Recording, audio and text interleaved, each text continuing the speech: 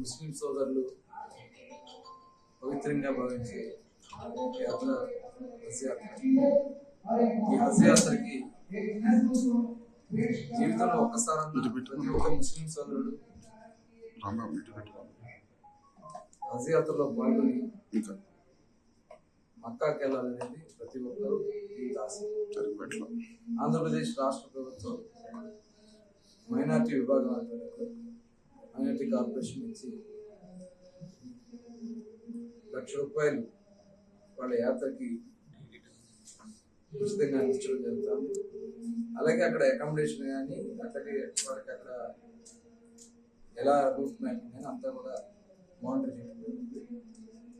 దగ్గర దగ్గర మన ఆంధ్ర రాష్ట్రం నుంచి 1987 మంది వెళ్తా ఉన్నారు వివిధ ప్రాంతాల నుంచి. ఒక విజయవాడ నుంచి గన్నవరం ఎయిర్పోర్ట్కి 353 మంది యాత్రకు వెళ్తున్నారు. ఈరోజు 157 మంది ఈరోజు వాళ్ళు యాత్రకు వెళ్తూ ఉన్నారు.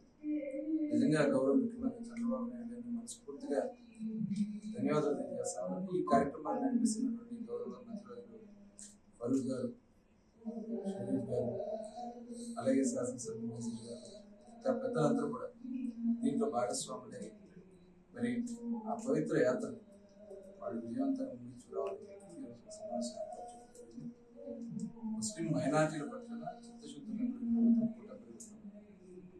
ఇవాళ మౌలానా కానీ ఇవాళ మసీదుల్లో ఉన్నటువంటి మౌజులు స్టైఫండ్ కూడా ఇచ్చి వాళ్ళకి అండగా ఉంటుంది. అలాగే ఎడ్యుకేషన్లో కూడా మైనార్టీ కార్పొరేషన్ సపోర్ట్ చేస్తాము.